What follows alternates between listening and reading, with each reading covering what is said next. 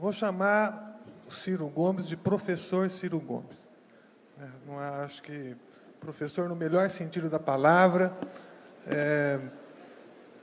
parabenizando pela palestra, lembrando que você não prega no deserto de forma alguma, né? Milhões de pessoas certamente já te ouviram em momentos diversos.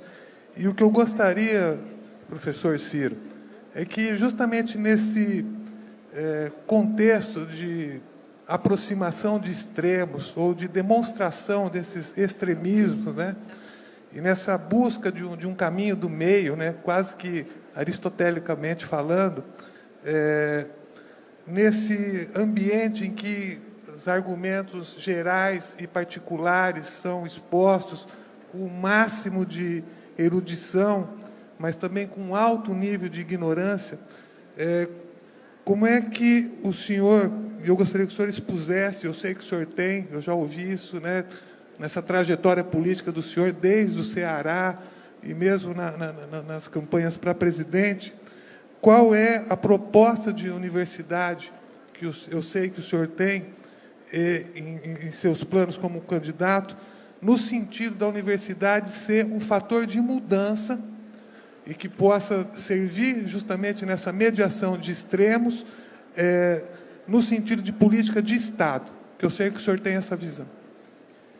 Bom, meu mestre, a questão básica é a seguinte: todos os problemas, como eu tentei demonstrar, e Roraima sente isso com exasperação, mas isso vale para qualquer lugar do Brasil, mas aqui tem esse problema mais grave da migração recente, tem essa questão das interdições, da vontade de trabalhar e produzir versus proteger e tal, que são valores contraditórios. E o que acontece na política? Normalmente, a política gera, pela superficialidade, pelo sentimentalismo natural da vida humana, gera os amantes do conflito, os amantes do problema, e que acabam tirando sua sobrevivência política pela eternização dos problemas. Deixa eu entender. Então, veja bem, nós temos o seguinte: a violência urbana campeando, o povo com medo. A inconsequência do aparato institucional do país para diminuir isso, acabar com isso, e a impotência absoluta dos modos tradicionais de ostensividade policial, de comer tiro, porrada e bomba para resolver o problema e tal. Então, como essa renitência do problema, então ela gera os amantes do problema. Então, veja bem, um amante do problema, e eu nem deveria aceitar essa classificação, mas vou aceitar como imposição da mídia brasileira e da sua leviandade, a direita fala diretamente ao coração de quem está com medo. Vamos matar os bandidos, vamos, né? Bandido bom é bandido morto, ele aniquila, tira isso da sociedade e tal. Tem uma gente aí que, sendo cristã, e o cristianismo é, antes de mais nada, amor ao próximo, acolhimento ao que falhou, negação do farisaísmo, não fica nada. Mas tem do outro lado. O outro lado, então, inventou a impostura da apologia dos direitos humanos. E a simplificação grosseira, intolerável, que não guarda nenhuma relação com a vida real, de que a violência é consequência da miséria. Não é. A violência moderna não é consequência da miséria. É de um problema mais grave, qual seja, ser feliz modernamente, é uma reflexão que está no meu livro, não é mais quanto da minha espiritualidade eu sacio com o romantismo, com a insurgência revolucionária, com a espiritualidade da compaixão, mesmo a religião, não é mais assim. Modernamente, isso é muito recente, ser feliz é quanto de uma expectativa de consumo exuberantemente excitada por tudo quanto é de buraco que a gente tem na cabeça. Compre, compre, compre, eu dou conta de saciar com a renda apertada que eu tenho. Resultado prático, a juventude é bombardeada com uma expectativa de consumo que ela jamais será capaz de praticar, porque não tem renda, nem a família vai ter, e ela gera uma espécie de frustração. Nós estamos criando uma geração de losers, de pessoas para quem a vida é uma porta fechada. Porque todo dia eu quero ter um elemento simbólico do êxito social, que é um elemento de consumo, eu quero ter um símbolo de aceitação minha pelo grupo, que é um elemento de consumo, eu quero ser aprazível para as meninas ou para os rapazes, se eu sou rapaz ou moça, importando os elementos iconográficos da estética consumista e tal, e não tenho. Quem é que está oferecendo um fast track enganoso para saciar essa frustração generalizada? O narcotráfico, a facção criminosa. E nós não inovamos uma única instituição ao longo desses períodos da democracia. A esquerda brasileira não tem a menor ideia, está apatetada diante desse problema e faz de conta que não é com ela. Resultado, os amantes do problema tiram suas carreiras políticas da persistência eterna do problema. Não tem o melhor amor à solução. Como é que a gente resolve isso? Necessariamente, essa é uma tarefa da iniciativa política, que tem que pautar a discussão. E como é que pauta a discussão? Reconhece a diferença, respeita a diferença, estabelece um aforamento para a diferença, sistematiza o conflito, marca a data do debate, chama a universidade, o pensamento ilustrado da ciência, e, nesse sentido, a universidade brasileira também merece uma grave crítica. Porque, na ditadura, esse fazer ciência, esse estimular a lucidez do povo, não é, era incômodo ao regime. E aí a universidade sofreu muitos constrangimentos, professores caçados, torturados, mortos, banidos, as cátedras e tal. O Fernando Henrique foi aposentado compulsoriamente. E olhe lá, um ultramoderadíssimo plus alfa, betas, gama. O Fernando Henrique nunca foi um cara de ruptura de nada. Foi se aposentar. Então, o que é que faz a universidade? Vira uma entidade entrópica. Fecha-se em si mesma, gera uma exacerbação corporativa de origem compreensível, porque, mas a ditadura acabou faz 30 anos. Venham para a rua, metam o dedo no nariz dos políticos. A greve da Andes é contra quem? A greve da Andes é contra quem? Eu me recuso a acreditar, estou dando apoio toda hora e tal, mas eu me recuso a imaginar que tem um sistema político cuja liderança transita para manter rigorosamente o mesmo padrão. Claro, tem nuances para diferenciar, mas eu trabalho na estrutura.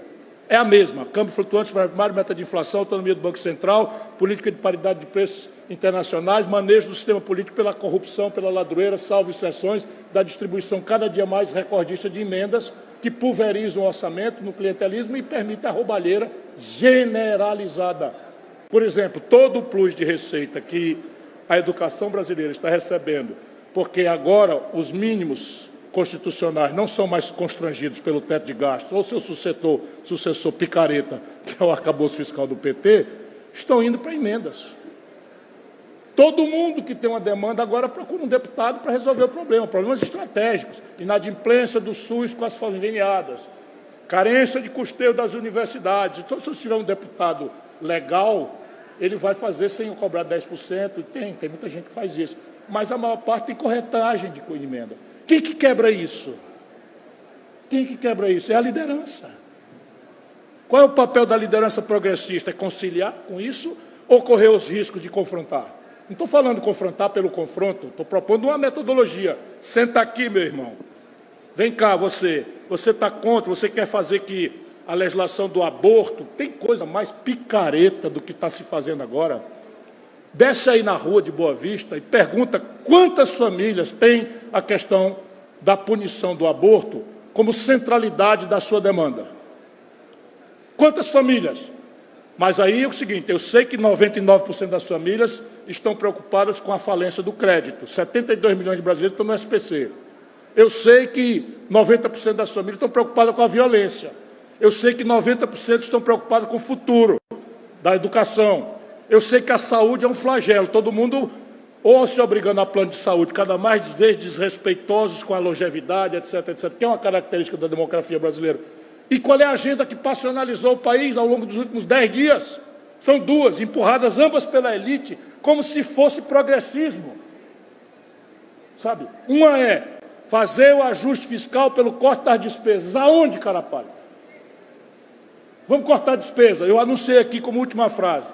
Estes 12 meses o governo botou como gasto corrente 800 bilhões de reais no bolso dos banqueiros e dos intermediários. E botou em todo o conjunto da saúde brasileira 218 bilhões de reais. Onde é que querem cortar? no mínimo da saúde. Nós estamos com 1/8 do financiamento mínimo que o Reino Unido paga, quando os custos incorretos da assistência hospitalar são globalizados, porque o Brasil destruiu o seu complexo industrial da saúde. Nós importamos do estrangeiro fármacos, químicos, reagentes, desde diagnóstico médico, cama de hospital, prótese, bengala, o escambau. Destruímos o complexo industrial de saúde. Só o SUS importa 17 bilhões de dólares do estrangeiro, que podia estar sendo produzido aqui em Roraima. Por quê? Porque a compra governamental não interessa se a logística de vir de São Paulo. Faz aqui na Amazônia, faz no fundão do Nordeste semiárido, faz na metade sul do Rio Grande do Sul, que são as regiões deprimidas, porque a compra governamental não se faz.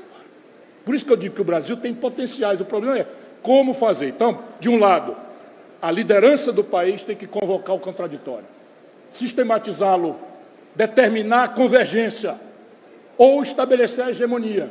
Como é que vai iluminar? Com um dos lados, porque o presidente da República tem um lado. Não, chama a universidade, me põe ciência nisso aqui, me dá experiência internacional comparada, me diz o que a literatura fez diante de situações similares ou iguais e tal. Meu irmão, está na mão resolver. E aí acabam as interdições, as simplificações grosseiras e o amor ao conflito, o amor à necessidade por sobrevivência política, que o conflito não só não se supere, como se aprofunde, que aí eu ganho votos, simplificando o meu discurso. Olha aí, a merda geral que está aí, a culpa é dele. Deixa que eu chuto.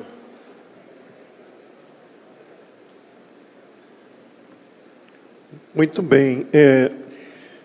Eu vou propor que nós chamemos... nós temos 16 inscritos.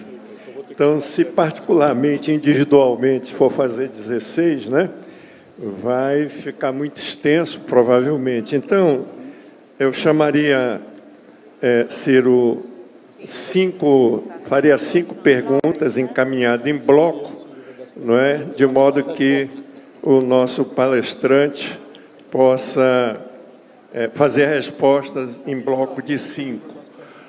Então, eu chamaria o Florencio Melo, que tem 1 minuto, que é servidor público, o Kefren, do Novo, o Carlos Popular, do Bonfim, o Vinícius Brito e o Ionilson Sampaio. Cada um terá 1 minuto para fazer a sua formulação.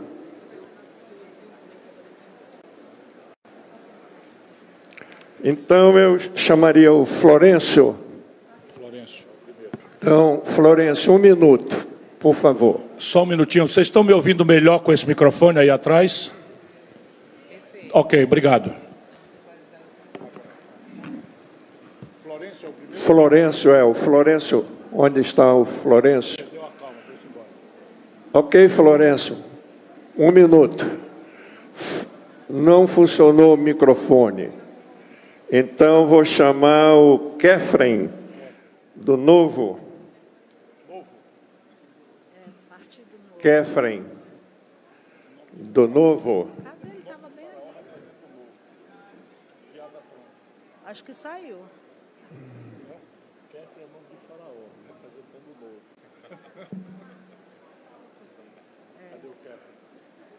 Kefren, então, microfone também, né?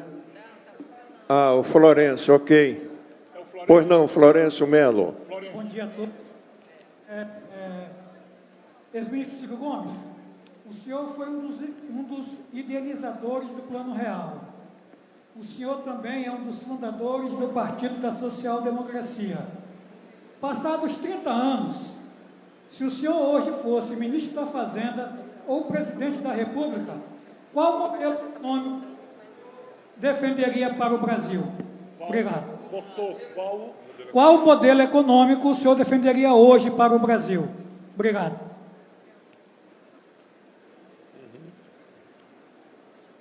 Vou chamar o Kefren. Kefren. Então eu vou fazer a brincadeira irresistível. Kefren é nome de faraó e representa o novo, não é isso? Piada pronta brasileira. O Carlos Popular. Carlos. Carlos. Popular do Bonfim, município do Bonfim.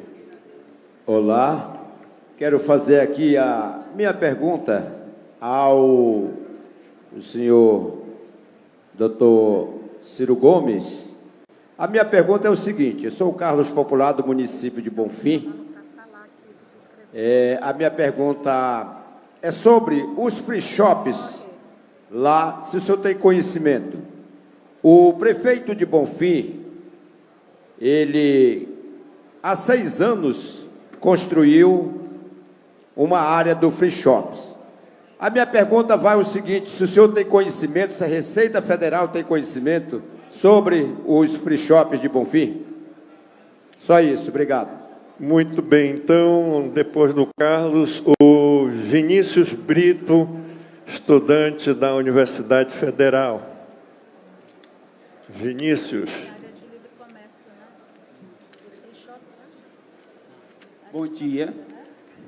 Primeiramente, eu gostaria de perguntar sobre questão de janela de oportunidades. Caso o senhor fosse presidente da República, como que nós lidaríamos sobre a questão dos jovens, no sentido de educação,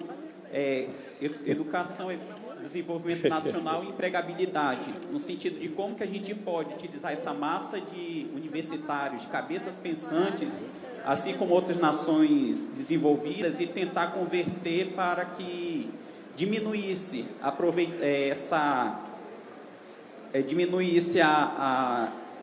a questão de desemprego e, ao mesmo tempo, possamos converter isso para o desenvolvimento nacional. O segundo seria uma provocação, mas também um questionamento. O senhor é basicamente um exemplo de um case de sucesso no estado do Ceará.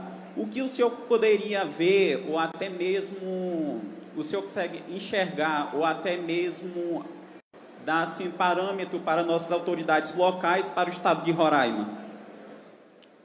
Muito bem, e completando esse primeiro grupo, chamar o Nilson Sampaio. Bom dia. Em primeiro lugar, eu queria parabenizar o palestrante pelo brilhantismo da sua explanação. Parabéns, professor Ciro Gomes. Mas, na sua visão, qual a saída para o país, para a gente enfrentar, esse capital especulativo, para que esse dinheiro volte a ser utilizado na produção e deixe de ser apenas um gerador de juros para o sistema financeiro?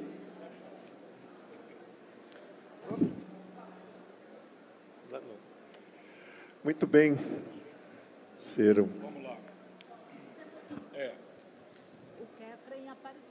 Florencio, o modelo econômico que funciona no mundo é um que consiga, pela peculiaridade, pela personalíssima institucionalidade que cada nação constrói, porque você não pode imitar a instituição de ninguém. Isso é um grande erro, você imaginar que vai imitar as instituições chinesas e elas vão funcionar no Brasil. Isso não existe. Boa parte dos nossos erros estratégicos devem-se a essa imitação, essa tentativa das elites de imitar a institucionalidade europeia e norte-americana. Então, repare, eu procurei, nesse esforço que eu fiz nos Estados Unidos, eu fiquei um período em Harvard depois de alguns mandatos políticos, eu não queria fazer da política meio de vida e fui estudar. E aí eu procurei estudar o seguinte: será que existe uma premissa do êxito civilizatório por detrás das diferenças políticas, das histórias, das instituições e tal? E eu pesquisei praticamente todas as modelagens, porque elas são poucas, não são tantas não é de economia política, para ver. E eu quero crer, para a discussão, que existe sim uma premissa civilizatória. Essa premissa civilizatória não interessa a retórica, não interessa o desenho institucional, desculpem, não interessa se é democracia ou regime autoritário, não é uma essencialidade. O que é que parece ser essencial? Tem, se desenvolve. Não tem, não se desenvolve. 3 colunas. Primeira, já mencionei na minha provocação original. Só se desenvolve nações que são capazes de elevar o nível de poupança nacional. O capital que financia progresso é aquele que você é capaz ou não é capaz de produzir em casa. Até porque, que nem os agiotas, os bancos é a mesma coisa, você só consegue dinheiro emprestado se tiver saldo médio alto. Não é assim que funciona? Né? O gerente de banco é assim, se você tem muito dinheiro no banco, ele lembra do seu aniversário, manda cesta de Natal, etc. Se você está com cheque especial furado e liga para tentar quebrar o galho, ele diz, está em reunião, não pode atender. É assim que funciona a finança internacional. Então, só prospera. E aí o seguinte, o que é poupança nacional? É o que sobra, no fim do ano, entre o que a nação produz e o que a nação consome. É uma explicação simples. É igual em casa. Qual é a sua poupança? É a diferença entre o que você ganha ao longo do ano e o que você gasta. Por regra, a poupança nacional familiar brasileira é negativa. E isso tem uma expressão na nação. O Brasil, quando termina o ano, está sobrando 16,5% de cada R$100 que a gente produz, a gente só consegue poupar 16,5%. Só para vocês terem uma ideia de comparação, a China sobra R$45 de cada R$100 que ela produz. Uma coisa é você entrar o ano com R$16 para encarar o investimento futuro, outra coisa é você entrar com R$45. E o problema brasileiro, que está pontuado na pergunta do Leonilson, e a chave de tudo, da virada, é que desses 16,5%, a dívida brasileira, este ano, vai incorporar 9,7% do PIB de juro. Então, como é que eu tenho 16% e a minha dívida cobra de juro 16,5%? De onde é que vem o dinheiro para pagar as coisas? É simples assim. Então, e ao contrário do que o mito neoliberal apregoa, o nível de formação bruta de capital, a poupança de uma nação, não é consequência das forças da gravidade, da loteria, do acaso, não, é consequência de arranjos institucionais que a política, e só ela, danada da política, tão satanizada, faz ou deixa de fazer. Faz bem feito ou faz mal feito. O que é isso na prática? O modelo tributário. Então, o modelo tributário brasileiro está chegando ao pior dos mundos. Eu estou escrevendo um ensaio novo, que é a exaustão do modelo e o preço da rendição. O que é que eu estou falando? O sistema tributário brasileiro está chegando no pior dos mundos, que é a gente com essa crise fiscal dramática, com a carga tributária recorde. O Brasil tem uma carga tributária de 34,5% do PIB. Já não é muito possível imaginar subir isso. E a taxa de investimento, que é o que sobra depois dos gastos correntes, é a menor da história. 0,6% do orçamento brasileiro. Porém, de novo, a caricatura é tão grave no Brasil que você tem por dentro da carga tributária um movimento para fazer que aumenta a poupança.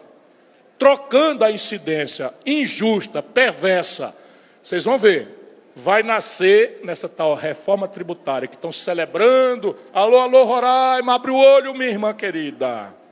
Vão ferrar a periferia do Brasil com este projeto. Dizem que é reforma tributária e é só um arranjo na tributação do consumo. Pois bem, vai nascer a mais alta alíquota de imposto sobre valor adicionado do mundo no Brasil. Por quê? Porque o PIS e a COFINS, que são tributos parafiscais, criados para cofinanciar a Previdência Social, vão ser fundidas no IVA federal, que vai ser contribuição e não imposto. Senhores deputados, imposto e contribuição tem uma diferença grave para a federação. Qual é? Imposto, o Estado e o município partilha no fundo de participação. Contribuição, não partilha.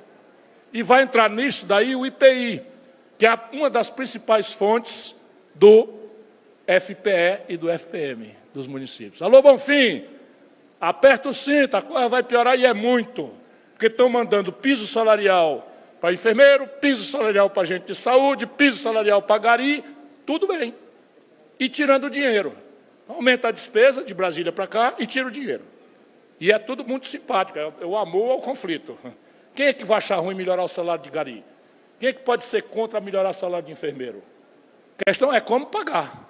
Aí, não, isso é problema do outro, percebe? Então, primeiro, elevar a poupança. Como é que se organiza o mercado de capitais do país? A gente não dá a menor bola para isso. Porém, o capitalismo moderno não financia empresas, sejam elas agrícolas, pecuárias ou industriais ou comerciais, com crédito estrito sensu, muito menos com juro maior do que o lucro médio das atividades produtivas. Se eu abro uma indústria aqui, sem subsídio, sem renúncia fiscal, eu vou ter um lucro menor do que o juro que eu tenho que pagar para o banco. E por isso a economia brasileira está parada, porque quem tem dinheiro prefere botar o dinheiro na renda fixa do que correr risco. E quem não tem dinheiro, que é a generalizada expressão do mundo brasileiro, não vai tomar dinheiro emprestado no banco para botar num negócio de risco, cujo lucro é menor do que o juro que tem que pagar para o banco. Aí entra Bolsonaro, entra Lula, é a mesma coisa, mesmo modelo. Desculpe, isso aqui não é retórica. Câmbio flutuante, superávit primário, meta de inflação, política de paridade de preço internacional da Petrobras, autonomia do Banco Central e o manejo da política pelo aliciamento clientelista e corrupto. Então é o seguinte, ou a gente conserta isso, aí tem conserto? Tem.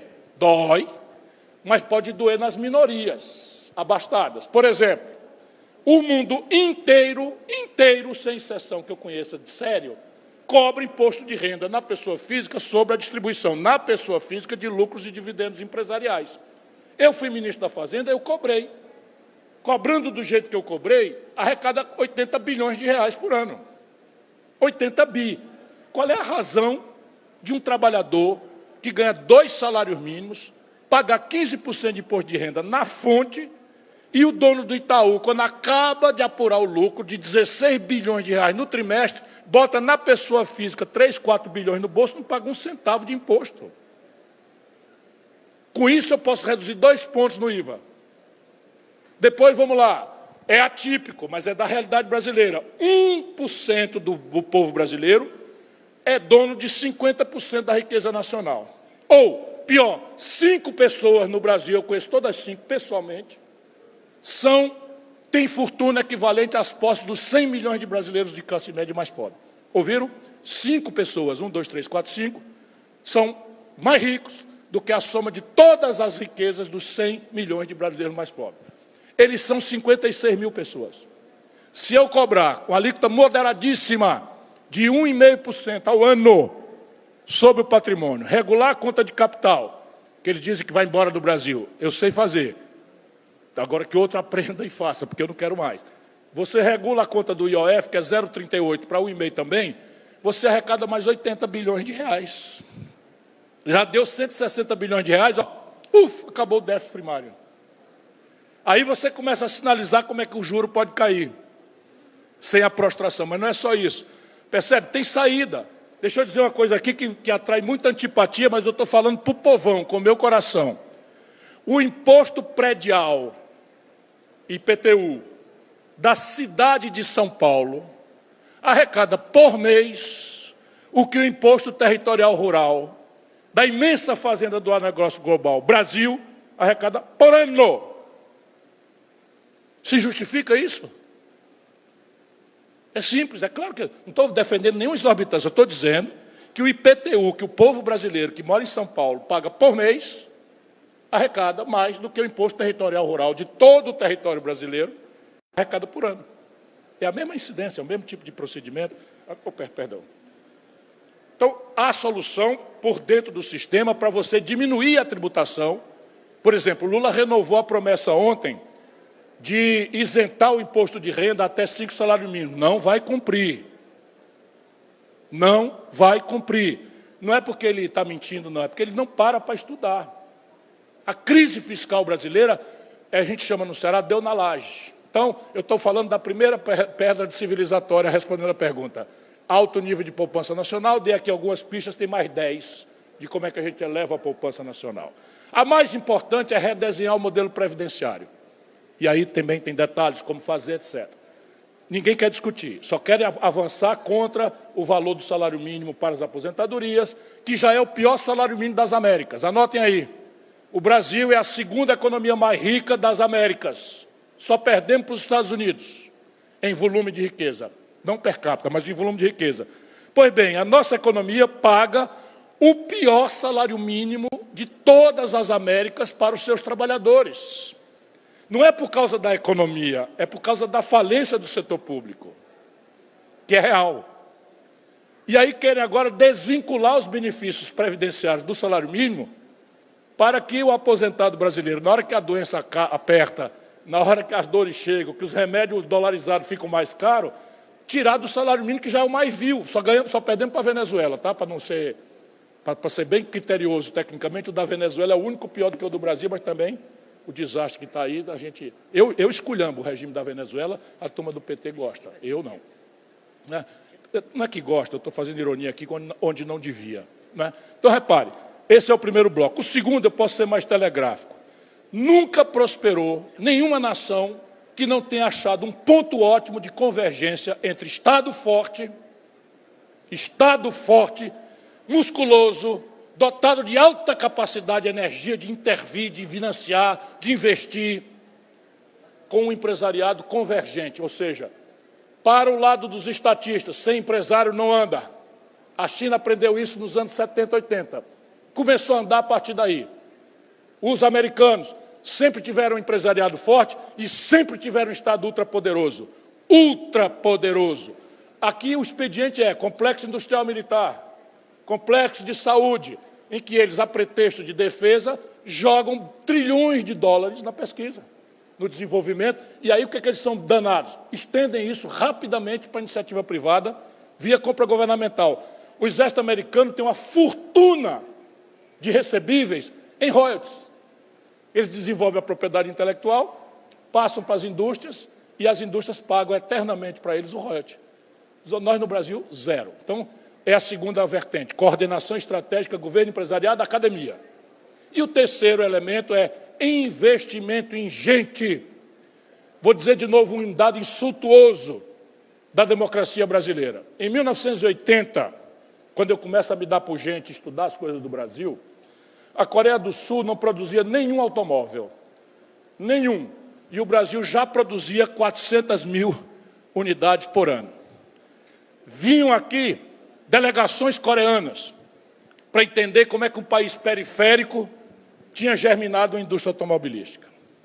Pois bem, o Brasil não tem nenhuma indústria automobilística e nós viramos um centro de maquiladoras, ou seja, 86% de um carro produzido no território brasileiro, os componentes são importados do estrangeiro. 86%. Já foi 40% importado do estrangeiro, 60% nacional. Nós dizimamos a indústria de autopeças brasileiras, paramos no tempo, na mecatrônica, na digitalização, etc., etc., que é o pensamento acadêmico, que é a ciência, a tecnologia e a extensão disso feita pelas instituições do setor público. Pois bem, a Coreia do Sul hoje domina 15% do mercado de automóveis do planeta, com 4 marcas globais. Vocês conhecem a Hyundai, a não sei o quê e tal. E, quer dizer, investimento em gente. Como é que a Coreia faz essa virada? Olha aqui. Educação. Você que dia foi que a Coreia virou o jogo? Ali pelos anos 80, o governo entendeu que o paradigma pedagógico coreano era lixo, que nem é o brasileiro. Decoreba, conversa mole, enciclopedismo raso, todo mundo sabe um pouquinho de qualquer coisa e ninguém sabe nada profundamente de coisa nenhuma, nenhuma dialética da escola com a vida, nada, zero, que nem o nosso. Nós vivemos preparando garotos brasileiros para serem cidadãos do século XIX na França. Século XIX, não é do XX, não. Isso tudo é lixo. E a Coreia fez o quê?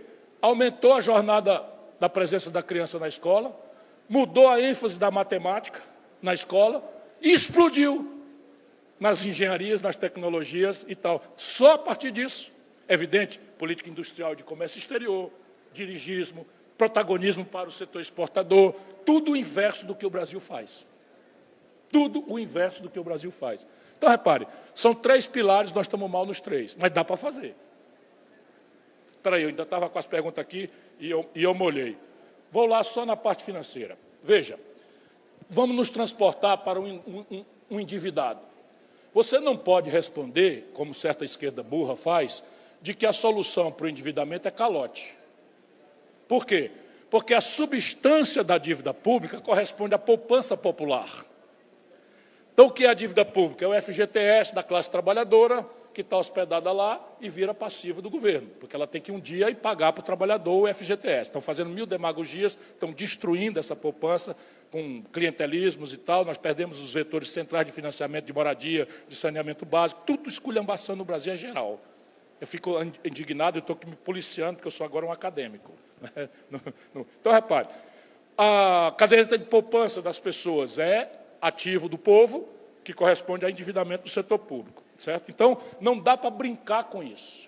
Dívida é que nem casa, é estoque e fluxo. E aqui está a esculhambação geral, o crime continuado no Brasil. Eu não preciso ter dinheiro para pagar a minha dívida toda, dependendo do pacto de prazos e custos que eu estabeleci com o meu credor. É por isso que as Casas Bahia existem no Brasil. Por quê? Porque o povo quer comprar uma geladeira e não tem dinheiro.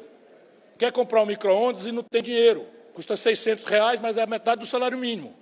Então não tem dinheiro. O que a Casa Bahia descobriu com 30 anos de inflação, de juro alto? A Casa Bahia disse, ó, o cara não vai comprar o micro-ondas, mas se eu picar R$600 em 24 meses, o fluxo da prestação cabe no bolso do trabalhador. E o trabalhador precisa ou quer ter o micro-ondas, e aquela prestação cabe. Então, ele não se importa, o que viola a teoria econômica de Chicago, dos conservadores, porque o Brasil é diferente, ninguém entende o Brasil, porque vão estudar lá fora e voltam e não compreendem o Brasil. Então, estou chamando a atenção para isso. Não adianta aumentar juro, porque o consumo pelo crediário não cai. Por que não cai? Porque é esse fenômeno. O cara precisa que a prestação seja pequenininha para caber no fluxo. Aí ele não se importa, ou ele engole, porque não tem alternativa, que ele vai pagar 2 micro-ondas e levar só um para casa. Mas no fluxo ele tem 24 meses. Mais ou menos é o que está acontecendo com a dívida pública brasileira pelo inverso.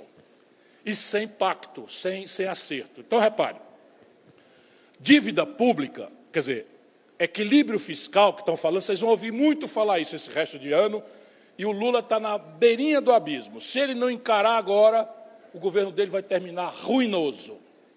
Ruinoso. Eu não sei quanto é que está a taxa de câmbio, eu fui dormir, estava 5,46. Certo? Quando o câmbio sobe, o preço de tudo vai subir. Não é porque o povo compra dólar, é porque o povo tem que comprar remédio.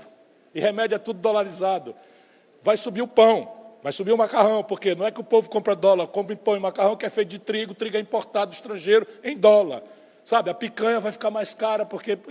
E por aí vai, está tudo dolarizado no Brasil. Então, repare, e o dólar é uma rota de fuga dos credores do crédito público, que começa a desconfiar que o governo não vai dar conta de encarar o fluxo. E de fato, não vai. Então, repare, o que é sanidade fiscal? Dado que o Estado é uma entidade peculiar, ele enfrenta, nós pegamos 2 das 3 condições da teoria, nós vimos agora da prática. Então, é o seguinte, o Estado vai à guerra.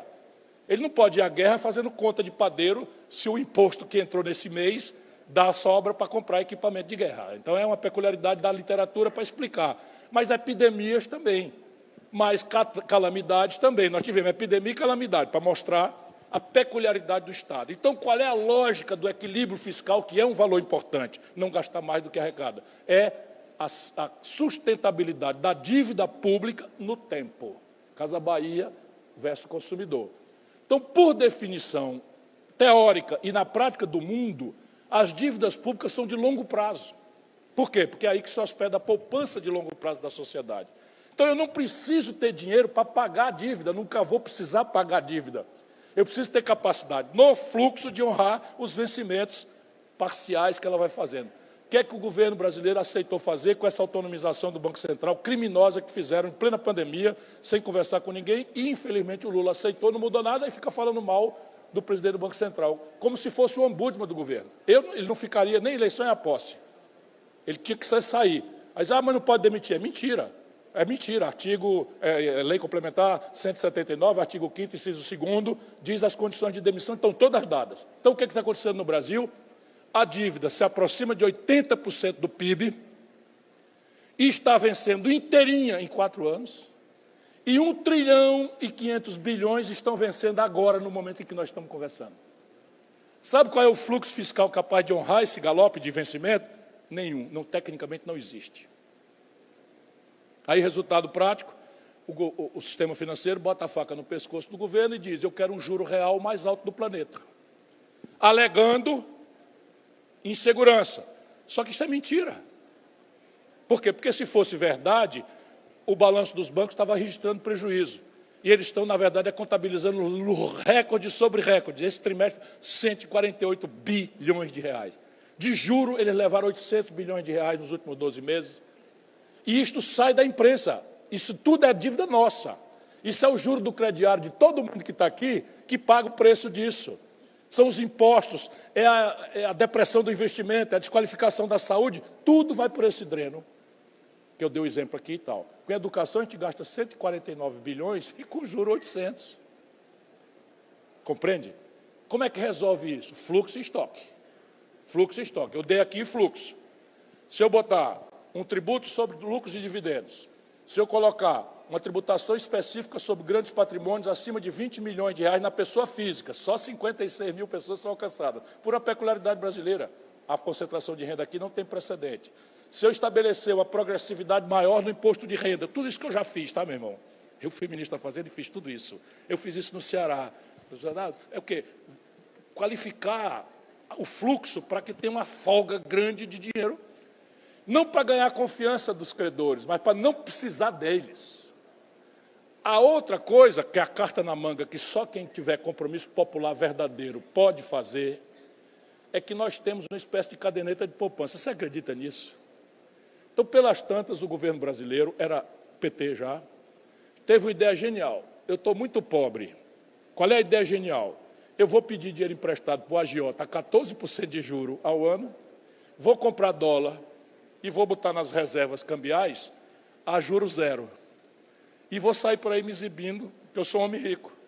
Percebe? Então, eu tenho uma dívida que está me comendo do pé para a cabeça, está corroendo o meu corpo todo, e parte substantiva dessa dívida é para financiar uma reserva cambial em dólar aplicada a zero. 360 bilhões de dólares. Se eu deixar 200, e não é necessário, e pegar 160 bilhões de dólares a câmbio de 5, esqueça os 43%, 44%, eu estou falando de quase 1 trilhão de reais. E eu boto ele aqui do lado, ó. Vamos conversar, meu irmão. Eu consertei meu fluxo, agora eu quero um problema de estoque, eu quero dilatar os prazos de vencimento da dívida brasileira. Você não quer aceitar, não? Eu não quero contrato, eu lhe pago. O que aconteceria se eu pagasse 1 trilhão de reais, que é 1/6 da dívida pública, 1/7 da dívida pública, de uma tacada só? O que aconteceria com o preço do dinheiro, que é o juro? Por quê? Porque o dinheiro vai estar onde? É a diferença do Brasil para a Argentina. A Argentina deixou dolarizar toda a sua dívida interna e o Brasil não, ela é toda referida em real. Então está na mão resolver. O problema é que essa é a negociata que domina o país. Tanto faz ser um como o outro um, é a mesma coisa. Só para você ter ideia, crise fiscal grave, não tem dinheiro para nada, o mundo vai se acabar. Dia 28 de dezembro, próximo passado, o governo federal brasileiro assinou um cheque de 93 bilhões de reais, com B de bola, e entregou para a bancarada que tinha comprado os precatórios com 60% de deságio. Ora, se eu tenho 93 bilhões para pagar e o titular da precatória está disposto a dar 60% de desconto, por que eu não mandei fazer uma fila e fazer o desconto para o Estado? Picaretagem, irmão. É disso que se trata. E o povo batendo palma. Ok. Tá bem? Muito bem. Eu vou propor que nas próximas façamos uma espécie de ping-pong. Um minuto. Eu estou que nem o padre Antônio Vieira, não o do jumento, nosso irmão, queria, quando cometeu os seus intermináveis sermões, dizer, desculpem, não posso ser breve. Aí você trava o discurso uma hora. Mas é porque os problemas merecem. Isso aqui eu estou amando estar aqui, porque está todo mundo atento. Quem estava só para tratar já foi embora. Eu estou vendo que está todo mundo prestando atenção. Isso é o meu pagamento. Percebe?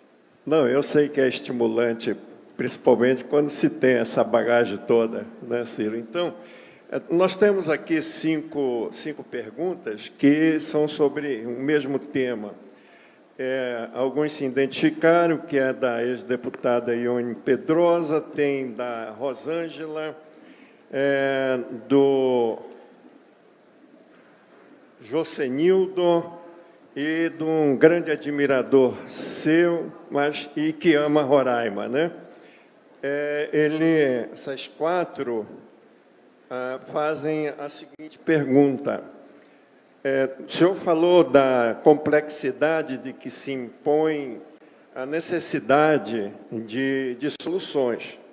Então, a pergunta é, o senhor acha possível a exploração mineral em Roraima de forma organizada e regulamentada?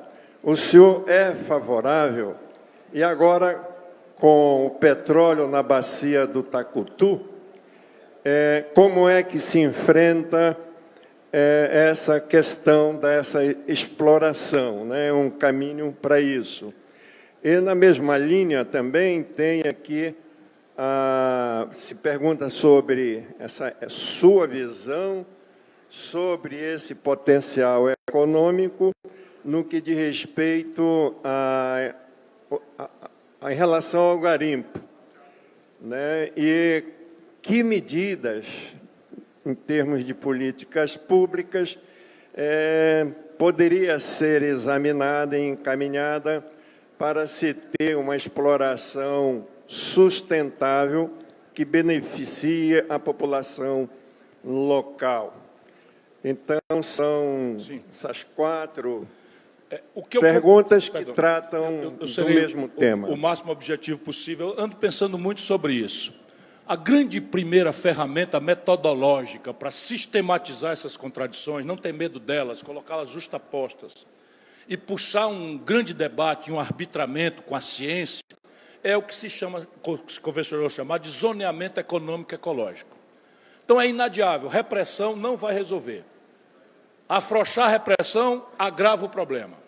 Então, isto, sabe, não adianta insistir nesses 2 caminhos, que é o que vocês têm vivenciado.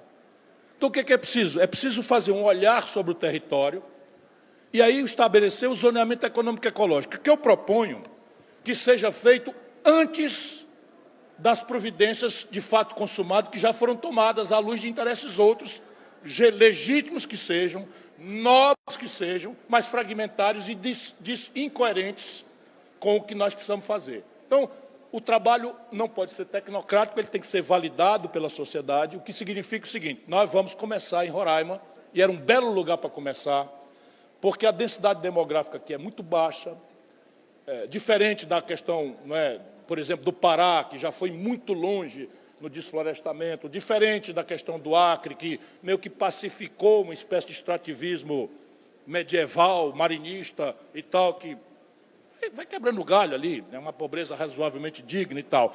Vocês não. Vocês têm o constrangimento de estar na fronteira, por um lado e por outro, a fronteira com a Europa, vamos lembrar bem, ou pelo menos um sócio parceiro preferencial da Europa, e estão aqui do lado da Venezuela com todos esses problemas. Então, e só para vocês terem uma ideia na questão do petróleo, adiantando aqui uma fração da resposta, é uma linha imaginária. Quando você projeta Arecibo para o mar, é uma linha imaginária mesmo. Você pega aqui e tal, e faz uma projeção. Eles estão perfurando aqui, metros depois o Brasil não consegue responder o problema. Nós estamos 10 anos atrasados. 10 anos atrasados. Por quê? Porque na Europa, que não tem petróleo, salvo na Noruega, que não entra nessa, existe um argumento de, vamos dizer, sustentabilidade que localiza nos combustíveis fósseis de base em carbono a grande variante de aquecimento global e tal. Eu não estou sendo negacionista, não, eu quero entrar nessa discussão. Porém, eu faço uma pergunta dialética, uma pergunta retórica. Quantos anos alguém aqui imagina que nós vamos banir petróleo da nossa realidade econômica? Não será menos de 30. Não será menos de 40. E nós entramos retardatário nisso e vamos abrir mão dessa riqueza quando nós estamos com um país todo com frustrações por realizar. Não podemos fazer isso.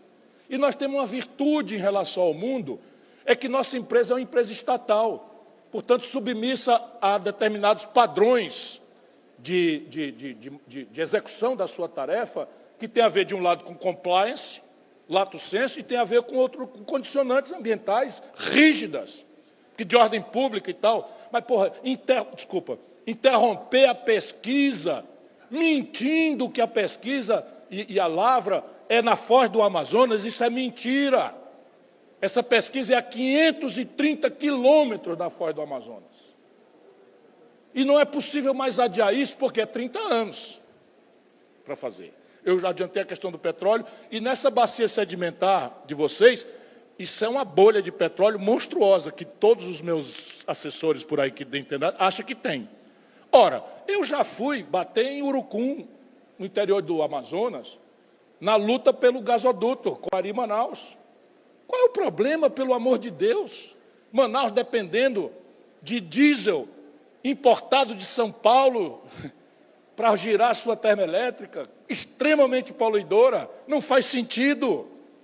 Qual é o problema? O que aconteceu? Eu enfrentei essa resistência como enfrentei na BR-163. Eu coordenei o grupo de trabalho. E a Marina veio violentamente contra. Eu falo na Marina porque ela é simbólica disso. Gente boa, fala manso, diferente de mim que sou agressivo e não sei o que e tal, e só fala coisas bonitas da gente ouvir. Percebe que, Marina, você não vai dizer que é contra a BR-163 aqui em Brasília. Você vai comigo percorrer o trecho, que é o que eu gosto de fazer. E reunir as comunidades tradicionais, os pequenos, as populações urbanas e tal, e todo mundo. No fim, ela teve que achar um jeito de inventar que agora o projeto da BR-163 sustentável podia ser feito. E nós perdemos um tempo que vocês não têm ideia de quanto tempo nós perdemos. Eu fiz o projeto de São Francisco. Ela contra. Era uma obviedade. A esquina do Brasil, Nordeste Setentrional, não tem um rio perene. E o último rio perene que tem é o São Francisco. Falta água aqui, sobra aqui. Onde é que eu faço? Resolvo o problema. Trazendo água do Kuwait? O mundo inteiro já sabe fazer isso. Aí pega toda a agenda de degradação do São Francisco, que não tem nada a ver com o projeto, que não estava feito, e bota na carga do projeto. Que nem o leão de vocês de Tucuruí. Ok, tem muita gente pobre no caminho. Aí porque vai passar uma coisa que vai emancipar um Estado, do ponto de vista da interligação energética, e eu vou encarregar em cima de tudo isso, privatizado, porque o governo entregou a Eletrobras para um acionista minoritário que tem 1,43% do capital votante, professor, 1,43% do capital votante, que vem a ser os mesmos picaretas, dono das lojas americanas, e o governo brasileiro só tem um dos 9 membros do Conselho de Administração, feito no governo passado, mantido pelo atual governo. É tudo a mesma coisa. E a Eletrobras agora é privada. E ela vai fazer custos incorrentes das compensações socioambientais do Leão de Tucuruí para Roraima, que inviabilizam o projeto. Felizmente, parece que agora estão resolvendo, então, mas é bom ficar de olho. Porque se fracassar o fluxo das imbecis indenizações, não é que não tenha direito de resolver educação, saúde, moradias, tudo, todo mundo tem direito porque tem. Agora, onerar uma obra de infraestrutura de ordem gravemente estratégica, com as contradições da omissão do Estado, centenárias e em todas as outras coisas, chamar isso de compensação socioambiental, é picaretagem. E assim eu concluo a minha resposta. Zoneamento econômico e ecológico. Antes de reconhecer Yanomami, reserva, Raposa Serra do Sol e tal, vamos lá, vamos identificar todas as ocorrências, potencialidades, tipo de solo, levantamento edafo-pedológico. Eu já comecei a fazer isso uma vez no Pará. E aí vamos ver o que é que pode e o que é que não pode, o que é que convém, o que é que a sociedade espremida com a contradição. Não adianta vir amar o problema, tem que amar a solução, a convergência. Nós não podemos ser, por quê? Porque imagina um produtor de soja que vai mandar bala e vai produzir soja a qualquer preço, não vende. O neoprotecionismo não vai dizer que a ineficiência econômica da agricultura e pecuária europeias são a responsabilidade do protecionismo. Não, vão dizer isso aqui é feito em bases insustentáveis. Matou o índio, degradou terra, desmatou a floresta, está contribuindo para o aquecimento global, ou está trabalhando com trabalhadores na condição análoga à de escravidão. Ora, para um europeu que ganha, 20 mil euros por ano, um salário mínimo de R$ 1.412 é trabalho na condição análoga à de escravidão. E prove que não. Então, ou a gente abre o olho, qualifica a dinâmica de convergir e planejamento, universidade, me diz aí. Aí vamos lá, para não parecer que estou fugindo da questão. No meu projeto de Brasil, haveria uma estatal de mineração encarregada, em audiência e com presença decisória das comunidades tradicionais no Conselho de Administração, de dizer da conveniência e oportunidade de explorar os minérios todos em qualquer que seja o lugar. Em qualquer que seja o lugar. Naturalmente, obrigando que essa exploração seja feita em bases, aspas, sustentáveis, fecha aspas. E a gente sabe fazer isso. Sem dúvida, apenas uma observação. No nosso caso, nós já temos o nosso zoneamento, o nosso ZE. Mas sem enforcement. Pois é. E no caso, todas as ocorrências minerais mais expressivas se encontram em terras protegidas, em áreas protegidas, sejam unidades de conservação, sejam terras indígenas. E, neste caso, pela própria legislação em vigor, o zoneamento, o ZE estadual, não pôde focar o estudo nessas áreas ainda. Ou seja, é o ZE aí federal. E aí a gente já não tem mais o controle político institucional desse tipo de ação. Eu conheço este fato. A primeira vez que eu vim cá era a década de 80 anos finais. Havia uma presença muito grande de cearenses aqui, eu tinha uma curiosidade muito grande e tal, e vim conhecer aqui. E eu fui na Assembleia, vim cá na Assembleia Legislativa, era deputado estadual. Essa visita nem registro tem, né? Depois eu vim outras vezes, e me chamaram aqui, me chamou a atenção da unanimidade das bancadas. Na época era MDB, não sei o que, tal, unanimidade das bancadas, me mostrando a coincidência da geodésica das unidades de conservação, sim, já postas ou em planejamento, Serra do Sol, Raposa Serra do Sol, estava uma pendência ainda, com as ocorrências minerais já conhecidas.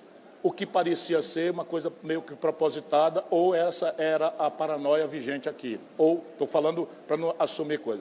Evidentemente, e não sei se o amigo percebeu, eu falei o seguinte, que o zoneamento ecológico e econômico que eu defendo se estabeleceria antes dos fatos consumados. Era disso que eu queria tratar. Pois não. Então, é fazer o zoneamento econômico e ecológico, dimensionar as riquezas e, a partir daí, fazer o debate sobre o que pode e o que não pode. Sobre mineração, por exemplo, nenhuma dúvida de que o estatal deveria... Vamos lá, Conselho de Administração com as comunidades indígenas, royalties pesado para as comunidades indígenas, e bota os indígenas para votar, para ver se não sai.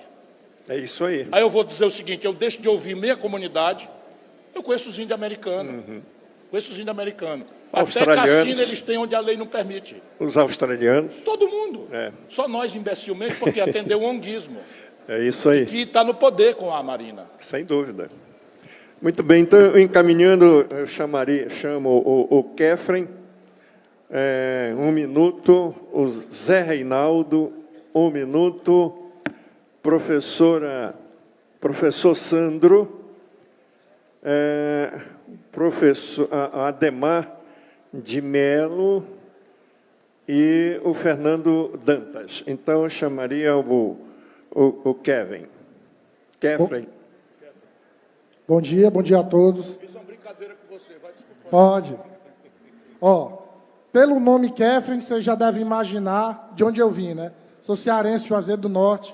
Acompanhei, e todo mundo vota em Ciro. Acompanhei várias campanhas, não estou nem 1% do seu gabarito, mas sou um amante da política. Não me considero nem um estudioso, sou um amante. Ia fazer uma pergunta de economia. Desculpa, fiquei nervoso, esqueci. Bom dia ao ministro Ciro Gomes, bom dia ao deputado Sampaio, no qual eu cumprimento todos os parlamentares do Estado de Roraima. Bom dia à deputada Helena, na figura de qual cumprimento a todos aqui presentes, e meus colegas sindicalistas, presidentes de partido. Agora sim, fiquei nervoso aí com a presença do cearense cabra macho. Ciro, a minha pergunta é o seguinte, não vou fazer na área de economia, porque você já explanou tanto. Eu vou na raiz do problema. A gente sabe que tem que resolver a educação, tem que resolver a economia, mas tudo isso passa por uma vontade política. Aí eu te pergunto, como administrar o... Está falhando aqui o microfone, deixa eu ir mais perto. Como administrar o fator humano na política? Porque a gente sabe que, além vontade do presidente que lá esteja na cadeira. Caso você virasse presidente, você ia ter que acatar, muitas vezes, a vontade de um Congresso Nacional, formado pelas duas casas, a vontade da Casa Suprema de Justiça, você como jurista entende isso muito bem, como acatar isso. E você falou, e eu acredito nisso, queria contribuir, que o problema é parar a transferência do problema. Hoje, no Estado, nós vivemos uma situação que deu problema, transfere para o povo. Paliativo, o povo vai pagar a conta sempre. Como que resolve isso? Como que pode fazer para resolver? Nós vemos que a atriz política nacional, Está falhando o microfone. Desde muitos anos atrás, é equivocada. Nós assistimos lhe avacalharem depois que você tirou a venda e saiu da esquerda, até o momento que você estava lá. Posso só concluir, presidente? 30 segundinhos? Obrigado. Depois você saiu da esquerda e se posicionou, viu que estava errado lá, aqui está errado, eu não concordo com isso. Eu, por ser de direita, acompanhar o presidente Bolsonaro na época, mas várias colocações suas, eu concordei, ele está falando que está certo. Não tem esse pensamento. Nós vimos isso acontecer com o Dom Zenéias Carneiro, que era um homem muito à frente do seu tempo, e tentaram, de toda forma, destruir a imagem do homem e conseguiram. Hoje tentam destruir a sua e de outras pessoas que aí tiveram, que não compactuam com algumas ideias, mas, graças a Deus, existe a internet, que, por sua vez, também já estão tentando tolir a nossa capacidade de internet. Obrigado. Obrigado. Deixa eu explicar para você, quem saiu da esquerda foi o Lula e o PT. Eu estou onde eu sempre estive, pensando, achando os caminhos para a inteligência, e a minha posição à esquerda no espectro político deriva só dos meus valores.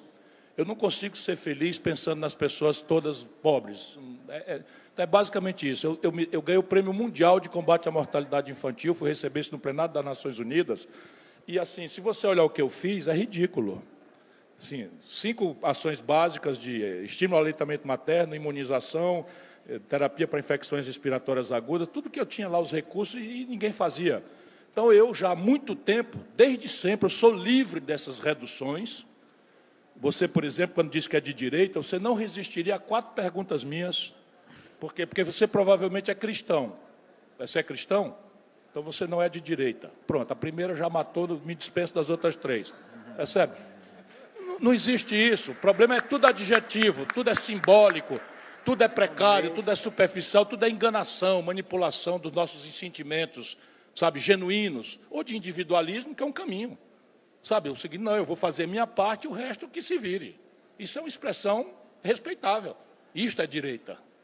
Certamente isso não é seu caso, na minha mente. Porque no Brasil, a direita mesmo não é pobre nem classe média. A direita mesmo é dona de banco. Agora, voltando aqui. A literatura e a boa vivência das boas práticas internacionais deve ser o nosso refúgio para começar a diminuir as perplexidades e as imposturas diante dessa contradição. A política é uma obra humana. E a obra humana necessariamente é falha. O pecado é uma inerência do ser humano. Por isso Jesus não punia o pecado. Ele perdoava ao verdadeiro arrependido e entendia que mandasse atirar a primeira pedra aquele que nunca pecou. Isso é profundo, tem que ser entendido. Então, repare, eu não tenho susto com a falibilidade humana. Portanto, a política, sendo obra humana, ela é vulnerável, por exemplo, à corrupção, às paixões. Não é disso que se trata. Essa é uma impostura. Como é que se organiza essa contradição? Primeira grande distinção: autoritarismo ou democracia ao modo ocidental? Então, para um cientista, é preciso começar a analisar e começar a valorar essas decisões. Porque muita gente começa a desenvolver um argumento que, no fim, reclama um regime chinês, em que a corrupção é feita a punição com pena de morte, em espetáculos públicos, nos estádios, em que o justiçador vai dar um tiro na nuca do cidadão corrupto e manda o preço da bala para a família pagar. Parece, pelo menos no meu caso, que este modelo institucional não nos interessa. Ele é capaz de produzir êxitos civilizatórios, como a Coreia do Sul, que não chega a tanto, como Singapura, que o Partido Novo adora, e tal. Mas esse regime, aparentemente, não cabe aos nossos tratos culturais, o que torna a coisa mais complexa. Porque o autoritarismo é mais simples. Eu mando e tu obedece. Se tu discrepar, eu te mato. Se tu falar mal de mim, eu tiro tua voz. Então, não é disso que nós não queremos isso. Nós já experimentamos isso. Produziu a raiz dessa crise, esse colapso de modelo nosso que está aí. Então, vamos lá. Aceitando que a democracia, ao modo liberal, ocidental, é o melhor caminho, como é que a gente resolve isso? 2 caminhos. O caminho amplamente majoritário é o parlamentarismo, que é a minha convicção. Por quê? Porque eu tenho ilusões ingênuas, idealistas, de que o parlamentarismo vai ser miraculoso e resolver nossa contradição? Não. Ele apenas é muito mais instável e, portanto, vulnerável à mudança provocada pelas crises do que o presidencialismo. Funciona simples o parlamentarismo. Está agora lá na França. Então, deu um problema. O presidente discrepa do parlamento, o parlamento tem uma maioria e tal, não sei o que e tal, dissolve o parlamento. Não é golpe, dissolve porque está previsto na Constituição e convoca eleições antecipadas. E a natureza plebiscitária dessas eleições antecipadas vai ser o eixo da discrepância entre o presidente, chefe de Estado, chefe de governo e a maioria parlamentar. No fim, o povo resolve. Quer ficar com a demagogia que o presidencialismo é o que é? O Congresso corta a receita e aumenta a despesa toda hora e não tem responsabilidade nenhuma em sustentar isso. Isso é uma inerência do presidencialismo. Não é um defeito do presidencialismo brasileiro. Nós copiamos essa geringonça dos americanos sem nada substantivamente, organicamente, equivalente à história americana. Primeira distinção absoluta. Os americanos evoluem de uma ultraconfederação para uma federação, mas deixaram a autonomia dos estados radicalmente protegida. Por exemplo, aborto, este assunto tabu para as religiões e não sei o que e tal. No estado ali pode, no outro lá não pode. Naquele que podia, mudou a maioria popular e tal. E sabe quem define isso? Nem sequer o legislativo. É o judiciário, porque o sistema de direito deles é o que se chama direito consuetudinário. Então, a Constituição é bem enxutinha, 10 artigos e 20 emendas, bem curtinha, anuncia os princípios e a judicatura vai entendendo o que a sociedade está experimentando ou está indo acumulando como seus valores conjunturais e vai adaptando a vida e a relação do Estado com isso. E, ainda assim, é a sociedade rica mais desigual do planeta e está piorando a desigualdade e o estresse político nos Estados Unidos está levando a gravíssimas ameaças. O confronto Biden-Trump está aprofundando uma divisão perigosíssima. Já tem filme, inclusive é estrelado por um ator brasileiro, o menino lá da Bahia, Wagner Moura, que chama Guerra Civil. É uma caricatura muito mal feita, eu mesmo tive o desprazer de assistir, mas está ali o sentimento de desagregação do tecido nacional americano por esse extremismo ideológico, ultra-identitarismo do Partido Democrata, embora eles lá tenham pacificado o sistema deles na bala. Vamos entender que, diferente do Brasil, onde a gente pode discutir as inovações institucionais sem problema, lá quem discute inovação institucional está correndo o risco de restaurar a secessão, a guerra da secessão. Mas nós copiamos essa geringonça. Então, vamos aceitando de novo. Eu abri mão do autoritarismo, aceito a democracia liberal e, sendo parlamentarista e sabendo que o povo brasileiro não quis, por um plebiscito, eu vou para o presidencialismo. A brasileira. Eu me pretendi ser presidente do Brasil, então eu não posso ser teórico, eu estava me apetrechando para encarar o problema. Qual era a minha proposta? Veja se é razoável. Eu achava, como sigo achando, que as eleições presidenciais não podem ser um choque ególatra de personalidades populistas, carismáticas, simpáticas a este ou aquele grupo. Que o líder tinha que avançar um ponto, mesmo correndo o risco de não ser bem entendido, mas avançar um ponto de maneira a repartir, pelo menos com um extrato mínimo da sociedade, a consciência dialética dos problemas, da sua complexidade e das soluções. E os conflitos potencialmente inerentes a um país que está apropriado por uma plutocracia do dinheiro em detrimento de uma maioria atomizada, desorganizada, desinformada, politicamente rancorosa, porque o Brasil está sendo incitado para o ódio, etc, etc. Pois bem, então eu anuncio como eu fiz aqui, vamos cobrar um imposto sobre lucros e dividendos. Eu vou enfrentar 56 mil, tá no imposto não sei o que e tal. Se eu escapo eu e a ideia. Se eu não escapo, eu não quero ser. Por quê? Se eu não escapo com a ideia, eu viro o Lula e o Bolsonaro. Deixa tudo como está e vou incitar o ódio das pessoas para votar em mim porque não gosto do outro. Está funcionando. Eu não fui presidente, o Lula já é bem a 8ª vez que é, por si ou por seu mandatário. O Bolsonaro foi meu colega, deputado. É inacreditável que um cara com aquele nível de qualificação, e desculpa, eu sei que tem muita gente que gosta dele. Aqui, então, deu 74%. Mas, meu irmão, faz 4 perguntas assim, básicas de valores, de coisas, então o cara não é capaz de reagir. Mas ele foi o quê? Capaz de interpretar um sentimento antissistema e traduzir isso de forma concreta, objetiva, embora seja fruto do sistema e governado organicamente comprometido com o sistema. Quem fez o Estatuto de Autonomia do Banco Central, por exemplo, entregou para o Jorge Paulo Lema o controle da Eletrobras de forma picareta e corrupta, por exemplo, foi ele. A mesma coisa. Agora, câmbio flutuante, superávit primário, meta de inflação, Banco Central Autônomo e política de paridade de preços internacionais da Petrobras, ele e o Lula ficam esperneando. Ele não me deixa governar porque o Supremo cria caso. Está na base da sua pergunta. O outro agora diz, não me deixa governar porque o Congresso não me deixa. Picaretagem. Picaretagem pura. Então, como é que encara? Uma vez eleito, com um conjunto de ideias apalavrado, que você possa chamar a colação, dizer, eu prometi isso aqui. Mas eu não quero ser dono da verdade. Eu vou dar 6 meses para a gente amadurecer a proposta que eu levei à vitória eleitoral. 6 meses. Todo mundo pode vir. Vem aqui, vou sistematizar o conflito.